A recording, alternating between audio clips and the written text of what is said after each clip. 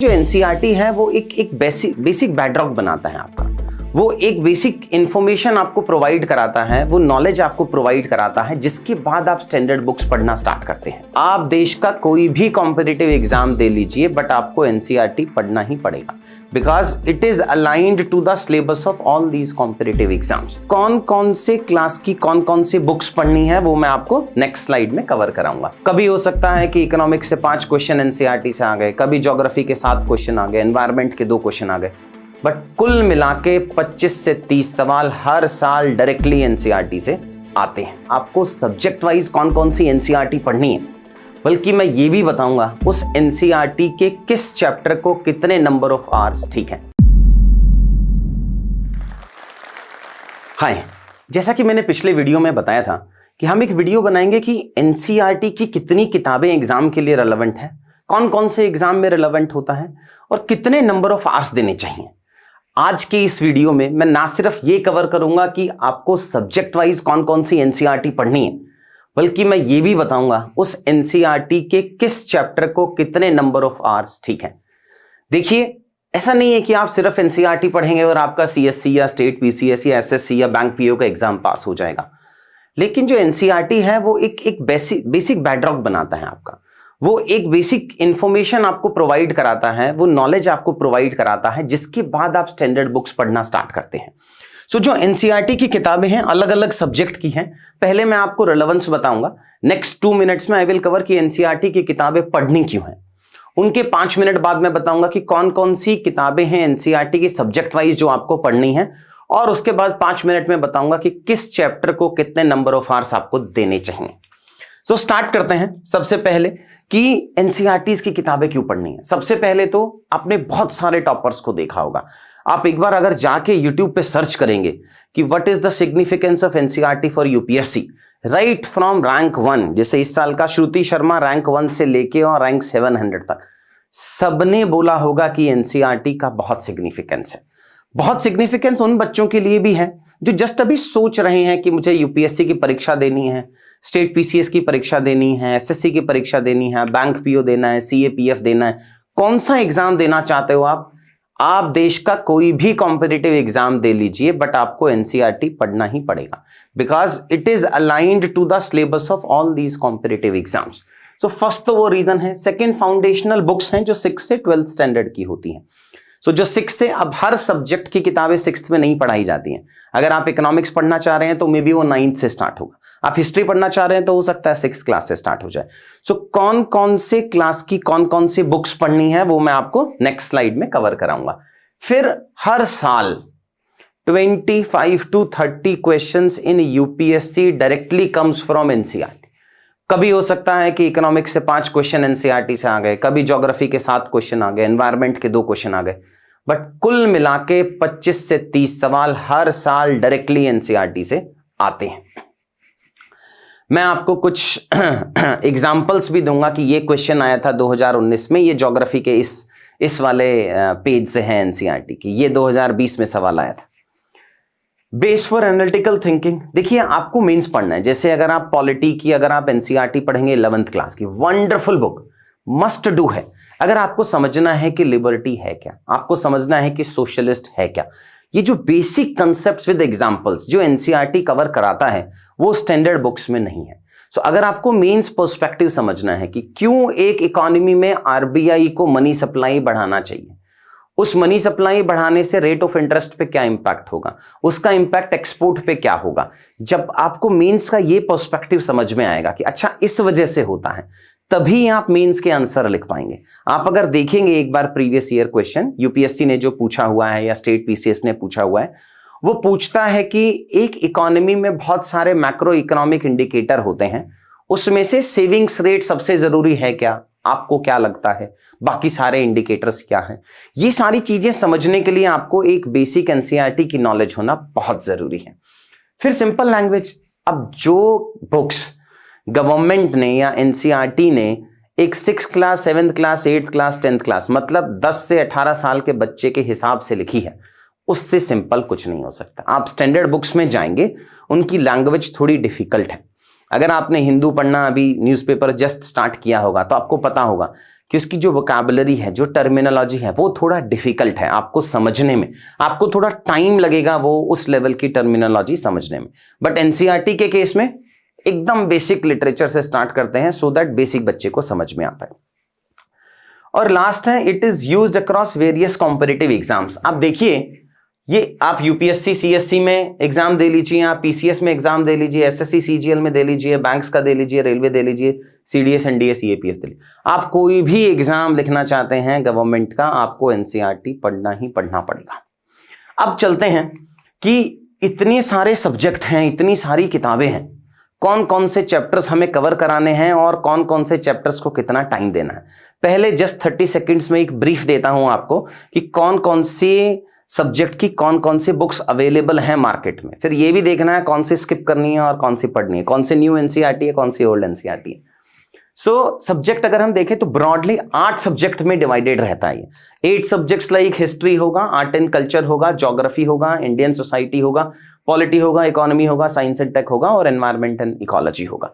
इसमें ये सारी बुक्स अवेलेबल हैं। मैं आपको एक पीडीएफ के थ्रू समझाऊंगा अभी नेक्स्ट आफ्टर पीपीटी, और वो पीडीएफ हम नीचे डिस्क्रिप्शन में भी आपको देंगे, आप वहां से जाके देख सकते हैं। सो ये सारी बुक्स हैं, इस क्लास से पर्टेन करती हैं, इतने नंबर ऑफ चैप्टर्स हैं और कौन कौन सी आपको उसके चैप्टर पढ़ने हैं। सो ये मैं लेके आया कि आपको सारी एनसीईआरटी 95 डेज में आप कैसे कवर कर सकते हैं। देखो, एनसीईआरटी एक must do set of books हैं, बट अगर आप उसमें ओवर इन्वेस्ट करेंगे तो आपका टाइम वेस्ट होगा। तो स्टूडेंट्स पूछते हैं कि सर कितने टाइम में ये सारी एनसीईआरटी पढ़ लेनी है, क्या मैं पूरा 1 साल लगाऊं क्या एनसीईआरटी पढ़ने के लिए, या मैं सिर्फ 3 महीने 4 महीने में एनसीईआरटी कवर कर सकता हूं। अगले 5 मिनट में 7 मिनट में मैं आपको चैप्टर वाइज बताऊंगा कि किस चैप्टर को कितना टाइम देना है in that particular subject of that class. So ये जैसा मैंने आपको बताया, ये मेजर सब्जेक्ट्स हैं हमारे और ये आपको नंबर ऑफ डेज एलोकेट करने चाहिए। देखिए, मेरा एक एक्सपीरियंस है of mentoring almost 800 selected students in UPSC CSC in last 4 years. उन सारे एक्सपीरियंस के हिसाब से मैंने ये नंबर ऑफ डेज एलोकेट किया है। हो सकता है आपका लर्निंग कर्व थोड़ा सा डिफरेंट हो। सो जहां मैं 9 डेज सजेस्ट कर रहा हूं, आप बोले नहीं सर मुझे 12 डेज लगना है, बट ऑन एन एवरेज अगर आपका इकोनॉमिक्स वीक है और आपको नंबर ऑफ डेज ज्यादा लग रहे हैं, तो हो सकता है आपको पॉलिटी में 15 की जगह ओनली 12 डेज लगे। सो ऑन एन एवरेज मैं सजेस्ट करता हूं बच्चे को कि 100 डेज से ज्यादा आपको एनसीईआरटी को नहीं देना है, अदरवाइज वो ओवर इन्वेस्टमेंट होगा। सो ये सारे सब्जेक्ट्स लिखे हैं, यहां नंबर ऑफ डेज एलोकेटेड लिखे हैं। अगर मैं जाऊं और इकोनॉमिक्स से स्टार्ट करते हैं, सो इकोनॉमिक्स में टोटल नंबर ऑफ डेज हमें 9 देना है। अब देखिएगा आपकी कोई जो टॉपिक है ना वो इवॉल्व होता चला जाता है। जैसे अगर आप पढ़ रहे हैं ह्यूमन कैपिटल, अब वो ह्यूमन कैपिटल और डेवलपमेंट हो सकता है 9th क्लास में भी हो और 11th क्लास में भी हो। आपको एज सच एनसीईआरटी नहीं पकड़ के पढ़नी है, आपको ये टॉपिक्स पढ़ने हैं कि आपने टोटल इकोनॉमिक्स को 9 टॉपिक्स में डिवाइड कर दिया और हर टॉपिक को 1 दिन में फिनिश कर देना है। तो पहला टॉपिक होगा आपका डेवलपमेंट, जिसमें आपको क्लास 9th और क्लास 10th के फर्स्ट चैप्टर फिनिश करने हैं। फिर क्वेश्चन आता है कि सर कितना टाइम देना है उस चैप्टर को। सो आप देखिएगा कि मैंने स्टोरी ऑफ पालमपुर जो बेसिक है उसको 1.5 घंटा दिया है और डेवलपमेंट को 1 घंटा दिया है। सो आपको 2.5 घंटे में ये टॉपिक फिनिश कर देना है। That is your first day job. Second, human capital नाम का टॉपिक है, जिसमें क्लास एनसीईआरटी 9th का और क्लास एनसीईआरटी 11th के चैप्टर 2 एंड चैप्टर 5 है, जिसमें आपको 1 and 1.5 आवर्स देना है। सो सेकेंड डे में भी आपको 2.5 घंटे देने हैं। आपको किसी दिन 2.5 आवर्स देने हैं स्टडी को, किसी दिन 3 घंटे देने हैं, किसी दिन 2 घंटे देने हैं, किसी दिन 3.5 घंटे देने हैं, बट हमें फिनिश कर देना है एनसीईआरटी को। बिकॉज आप कॉलेज डेज में होंगे, आप कॉलेज से जस्ट पास आउट होंगे, आप फर्स्ट ईयर होंगे, आप सेकंड ईयर होंगे, आपके पास एक सैटरडे और संडे होता है जिस दिन आप पुश कर सकते हो। प्रोक्रेस्टिनेशन की आदत को मत डालो। जितना आप पोस्टपोन करते चले जाओगे, आपकी सक्सेस आपसे उतना ही दूर होती चली जाएगी। So next, poverty for example. Poverty is covered under class 9th chapter 3 poverty as a challenge and class 11 chapter 4 poverty. 1.5 घंटा और 2 घंटा, आप 3.5 घंटे देंगे थर्ड डे एंड आप इसको फिनिश करेंगे। Similarly infrastructure and rural development, उसमें 2 चैप्टर हैं, क्लास 11th के 6th एंड 8th दोनों आपको फिनिश करने हैं। फिर ग्लोबलाइजेशन वाला चैप्टर है, फिर एम्प्लॉयमेंट के चैप्टर हैं। सिमिलरली अगर हम चले तो हमने टोटल इकोनॉमिक्स को 9 डेज में फिनिश कर दिया, जिसमें हमने क्लास 9, 10th, 11th, 12th की एनसीईआरटीज जो एग्जाम के लिए रेलेवेंट है। देखिए आपको डिट्टो एनसीईआरटी नहीं है, यूपीएससी का अपना सिलेबस है, वो अपने सिलेबस के हिसाब से क्वेश्चन पूछता है। उसको ये श्योरिटी नहीं कर रहे हैं कि सारे एनसीईआरटी के चैप्टर्स कवर हों। सो इकोनॉमिक्स में आपको सिर्फ और सिर्फ ये ही टॉपिक फिनिश कर रहे हैं और 9 डेज और 9 टॉपिक्स में आपको इस सारी एनसीईआरटीज ऑफ इकोनॉमिक्स को फिनिश कर देना है। फिर अगर हम चलते हैं पॉलिटी के केस में, सो पॉलिटी को आपको 15 डेज देने हैं। काफी इंटरेस्टिंग सब्जेक्ट है, आपको देश का कॉन्स्टिट्यूशन समझ में आता है, आपके फंडामेंटल राइट समझ में आते हैं, डायरेक्टिव प्रिंसिपल समझ में आते हैं, सेंटर स्टेट रिलेशन समझ में आता है, फंडामेंटल ड्यूटी समझ में आता है। थोड़ा अच्छे से पढ़िएगा, दिल लगा के पढ़िएगा। सो इसको टोटल 15 डेज देने हैं। अब इसकी एनसीईआरटी 6th क्लास से स्टार्ट हो जाती है। सो फर्स्ट डे आप डेमोक्रेसी पढ़ेंगे, क्लास 6th के चैप्टर नंबर 1, 2 एंड 7 पढ़ेंगे। टोटल 3 आवर्स का टाइम एलोकेट करना है आपको। नेक्स्ट आप डेमोक्रेसी पढ़ेंगे। Democracy as a topic will cover 8th class का कुछ चैप्टर, 9th क्लास का कुछ चैप्टर एंड 10th क्लास का कुछ चैप्टर। सो कुल मिला के आपको उस दिन 3 घंटे के आसपास में देना है। देखो ओवर इन्वेस्ट मत करिएगा, आपको उन टॉपिक्स की बेसिक अंडरस्टैंडिंग कवर करनी है, बाद में जाके हम स्टैंडर्ड बुक से कवर करेंगे। फिर कॉन्स्टिट्यूशन 1 है, फॉर एग्जांपल अगर हम जाते हैं तो अब कॉन्स्टिट्यूशन 1 क्लास 8th, 9th और 10th के एक एक चैप्टर, फिर कॉन्स्टिट्यूशन 10th, 11th के एक एक चैप्टर फिनिश करेंगे। अकॉर्डिंगली आपको नंबर ऑफ डेज देने हैं। फिर कॉन्स्टिट्यूशन 2 को क्लास 11th के 2 चैप्टर, फिर इलेक्टोरल पॉलिटिक्स को ये 4 क्लासेस देनी है, इंस्टीट्यूशंस फर्स्ट को ये क्लासेस देनी है, सिमिलरली इंस्टीट्यूशन सेकंड को राइट्स, इंडिया सिंस इंडिपेंडेंस, ये आपकी क्लासेस के एंड चैप्टर्स कवर होते चले जा रहे हैं और ये नंबर ऑफ आवर्स जो आपको एलोकेट करने हैं। तो अगर मैं लास्ट में समराइज करूं पॉलिटी को, सो कुछ मिसलिनियस टॉपिक्स मिला के आपको ये 14 to 15 to 16 मैक्सिमम डेज में पॉलिटी को फिनिश कर देना है, ऑल द एनसीईआरटीज। एनसीईआरटीज की किताबें गवर्नमेंट ने अपने वेबसाइट पे फ्री ऑफ कॉस्ट में डाला हुआ है, आप सर्च करेंगे तो सारी पीडीएफ्स आपको मिल जाएंगे, या आप हार्ड कॉपी परचेस करके भी पढ़ सकते हैं। नेक्स्ट चलते हैं एनवायरमेंट एंड ज्योग्राफी। दोनों को सेग्रीगेट मत करिएगा। नेशनल पार्क, अब national park, difference between national park and may be wild life sanctuary, अब ये ज्योग्राफी में भी आ सकता है, ये एनवायरमेंट में भी आ सकता है। उसका ज्योग्राफिकल लोकेशन, इस नेशनल पार्क के पास में कौन सी नदी बहती है, वो जो नदी बह रही है उसके हिसाब से उस नेशनल पार्क का फ्लोरा एंड फोना डिसाइड होगा। सो मतलब एनवायरमेंट और ज्योग्राफी दोनों टॉपिक इंटर रिलेटेड हैं, इसीलिए आपको साथ में उसकी एनसीईआरटीज पढ़नी है। टोटल 22 दिन देने हैं। एग्जाम में भी ज्योग्राफी और एनवायरमेंट मिला के करीब करीब 30 क्वेश्चन आते हैं out of 100 in UPSC CSC. So आपको 22 डेज देने हैं और बहुत सारी एनसीईआरटीज आपको इसमें कवर करानी है। सो अगर मैं जाऊंगा यहाँ पे तो origin and evolution of earth 6th class और 11th क्लास, देखिए ये इसीलिए आपको बताना जरूरी है। नहीं तो आप क्या करते हैं, पहले 6th की एनसीईआरटी पढ़ते हैं, फिर 7th की पढ़ते हैं, फिर 8th, फिर 9th, फिर 10th, फिर 11th में आते हैं, तब तक आप भूल जाते हैं कि आपने 6th क्लास में भी ये 3 चैप्टर पढ़े थे which are related to origin and evolution of earth. So आपको थीम वाइज मैंने प्रोवाइड करा दिया है यहाँ जोश के प्लेटफॉर्म पे। सो आपको जितने भी करोड़ों व्यूवर्स हैं जोश टॉक के, आपको उसका फायदा उठाना होगा, ठीक है। आप इस स्ट्रैटेजी को डायरेक्टली इंप्लीमेंट कर सकते हैं। आपने ये टॉपिक उठाया, इस डे 1 में अपन ये फिनिश कर रहे हैं। फिर international structure, types of rocks and there formation, geomorphological process 1, 2, climatology 1, climatology 2, oceanography, biogeography, ये सारे डिफरेंट चैप्टर्स एंड मैंने आपको यहाँ पे टाइम दिया है। ये जो टाइम एलोकेट होता है ये मेरा एक्सपीरियंस तो है ही, प्लस मैंने बहुत सारे मेरे सिलेक्टेड बच्चों से एवरेज टाइम पूछा था कि उन्होंने कितना टाइम दिया था इन एनसीईआरटी के ये चैप्टर्स कवर करने के लिए।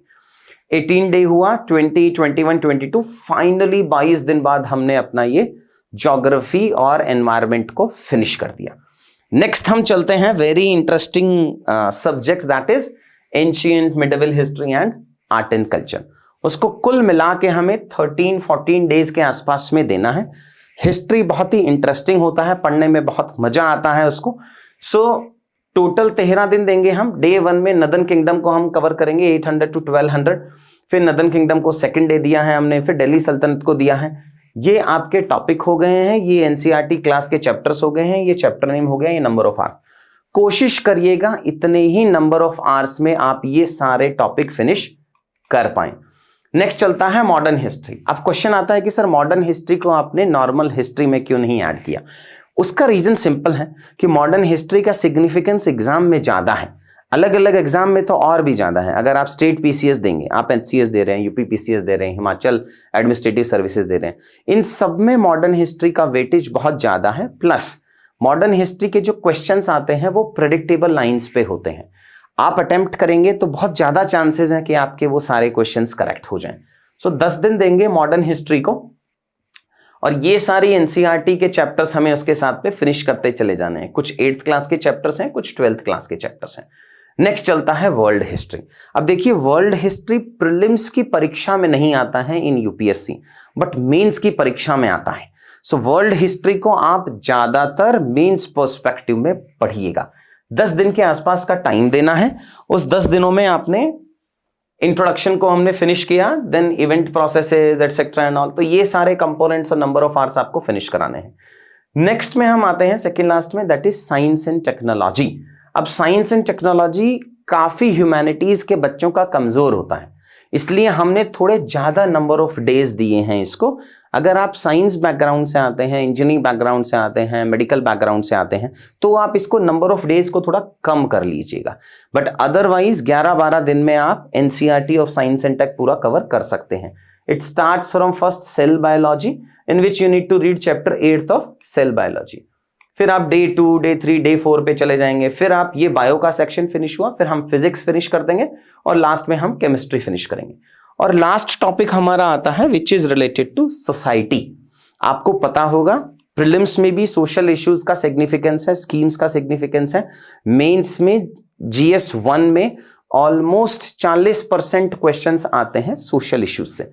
तो सोशल इश्यूज को आपको 6 डेज प्रोवाइड कराने हैं, जिसमें हम क्लास 11th और 12th की एनसीईआरटीज को फिनिश करेंगे। लास्ट सजेशन मेरा आपसे यही है कि आप कॉम्पिटिटिव एग्जाम्स की कोई भी परीक्षा दें। होता क्या है बच्चे के साथ कि वो डायरेक्टली स्टैंडर्ड बुक्स पढ़ने लग जाता है। वो कहता है मैं सर मैं लक्ष्मीकांत पढ़ रहा हूं, मैं स्पेक्ट्रम पढ़ रहा हूं, मैं इकोनॉमिक्स की ये बुक पढ़ रहा हूं।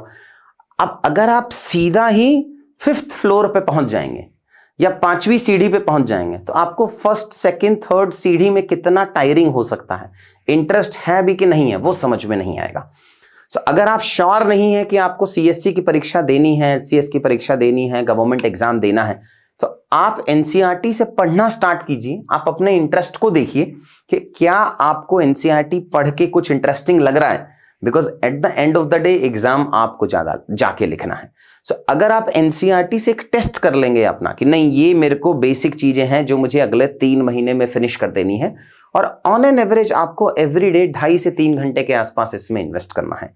अगर आप सेम शेड्यूल फॉलो करेंगे तो आप ये सारी एनसीईआरटीज फिनिश कर सकते हैं with a time span of just 95 to 100 days. Thank you. India के लाखों बच्चे यूपीएससी का एग्जाम देते हैं, और लाखों बच्चों की बहुत सारी मुश्किलें होती हैं। किसी को फाइनेंशियल प्रॉब्लम है, अफोर्डेबल नहीं कर सकता, किसी को अच्छी डायरेक्शन नहीं है, कोई बच्चा 4 अटेम्प्ट में पास नहीं कर पा रहा है, कोई 5 अटेम्प्ट में नहीं कर पा रहा है, कोई एग्जाम का फॉर्म ही फिल नहीं कर पा रहा है बिकॉज उसके पास वो फाइनेंशियल नहीं है। अब ये जो मुश्किलें हैं उसको कम करने के लिए जोश ने मुझे रिक्वेस्ट किया कि जो भी जोश की फैमिली है अगर मैं उसको कोई स्कॉलरशिप दे पाऊँ।